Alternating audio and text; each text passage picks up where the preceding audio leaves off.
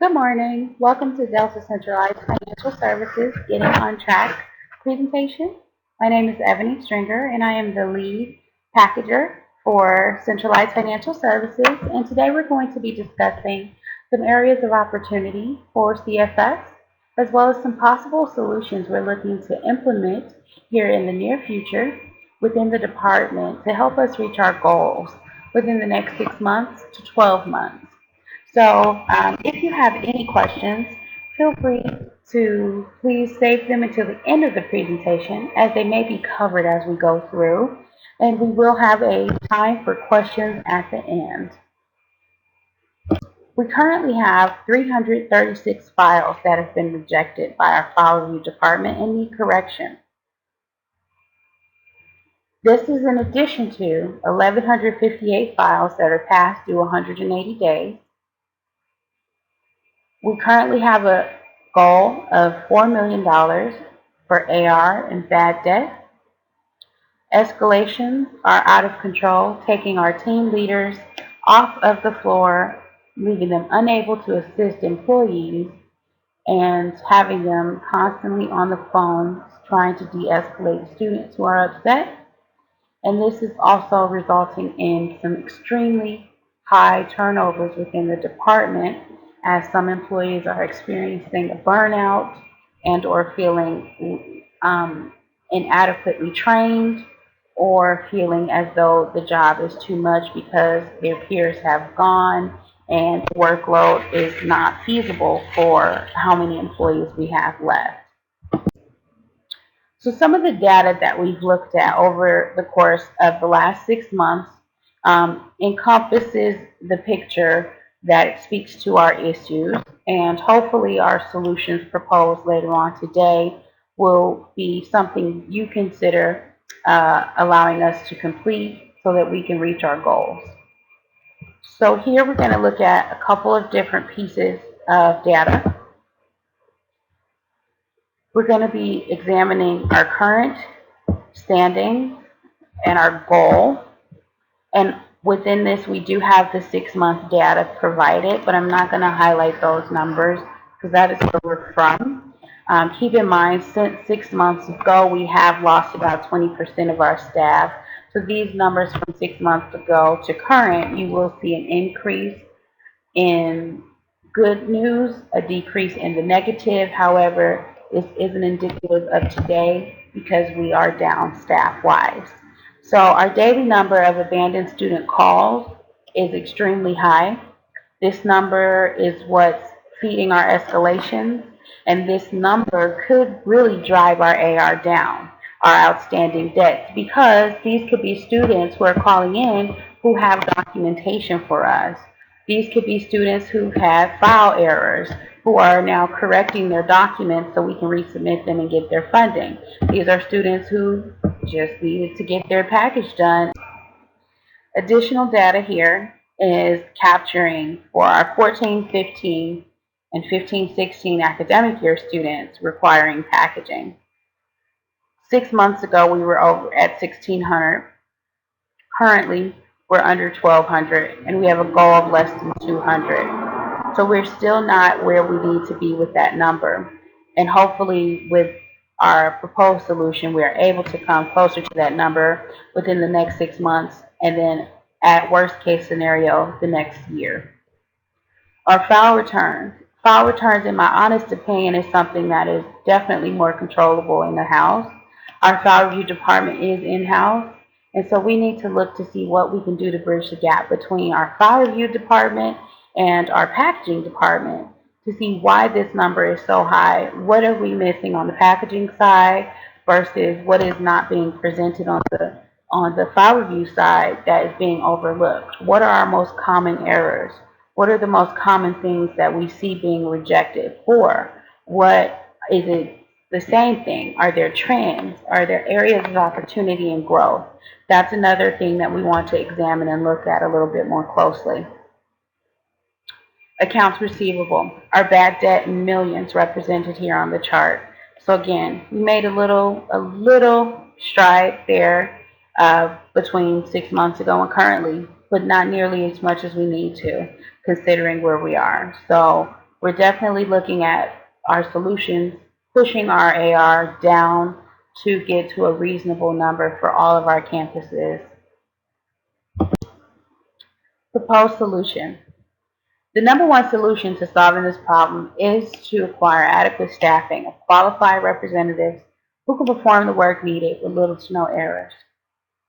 Hire qualified staff of 12 to 15 associates with experience in financial aid, leadership, develop training materials for employees, roll out the training in phases over the next 6 months, and implement continuous education programs.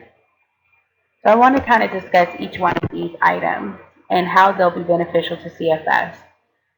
Again, I have spoke before about our staffing issues and our high turnover, but as a result of our turnover, there's good and there's bad in that. Of course, we did lose some employees who were not as qualified as needed for this position, and so they made the decision to leave. So with our hiring in this solution, we want to hire people with financial aid experience who are eager and who have knowledge of the Department of Education rules and regulations. We will offer our training and development program. However, at the state that our department is in, we would really need to have individuals who already know how financial aid works and who already understand the processes and procedures and FERPA guidelines, different things of that sort, compliance rules and regulations, things like that, to help us get to our goals a lot quicker, as opposed to hiring employees who don't have that experience. Leadership, while we are looking to hire those associates, leadership taking some time to develop training materials for employees. Leadership, most have done the job themselves, however, are taking the escalations and can attest to what the issues and errors are going on the floor. What are the opportunities for employees, for their team, for other members, other teams? What questions are being asked? What things are being missed? All of these things can be roundtabled, discussed, paneled, and then developed into standards of practice, standards of procedure, job aids, and training materials for all of the employees within CFS. Rolling out training in phases over the next 6 months. We are not in a position to take all of our employees off the phones and off the floor at the same time to do a bunch of training. So we want to roll out training in phases over the next 6 months, taking some of our strongest, most trained or knowledgeable associates first and putting them in a 3-week class, and then integrating our employees as well as new employees into 3-week intervals from there over the next 6 months. This will help us to ensure and to then eventually evaluate our training program to see if it's effective. Implement continuous education program for our employees. One of the major things we hear in complaints is employees not feeling they have enough training to complete their job. We want to change that. So in the past, quick attempts to staff this department resulted in loss of money due to hiring temporary employees at a higher rate who were not qualified for the job. I propose that we bring in additional talent acquisition specialists within our human resources department who are qualified, trained, and educated within themselves with a human resources degree. And they are trained to find individuals who are qualified for this position. Since we can utilize human resources for that role and that task, they do currently have the budget for 2 additional headcount, and they currently have the space to hire these 2 individuals. We will trust that HR will man that task for us. While HR is getting the new employees, we would like to then charge our leadership to work with a third-party consulting firm within the state that we've consulted to develop our training and development program. They will help us developing the PowerPoint presentations, the binder notebooks for all employees to have as a resource and reference guide, the job aids, the standards of procedure and practice, along with our marketing to make sure everything is branded and in good standing and compliance with the Department of Education. This will be something that will be done alongside leadership so that leadership is not charged with the entire task, but also to ensure that it's done right beyond the current leadership that we have and to ensure that it is done appropriately by Department of Education regulations. To hire this firm, we are looking to spend about $285,000 to invest in our human capital.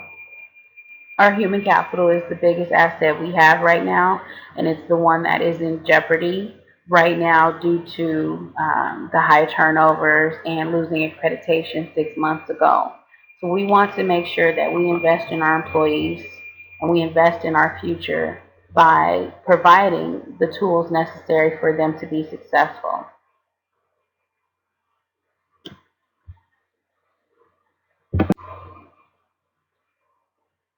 After we hire our consulting firm, hire our new employees, we want to make sure that our efforts in this solution is successful. We want to look on a quarterly basis at each CFSO and have metrics for which they are all responsible. AR will be $200K per campus.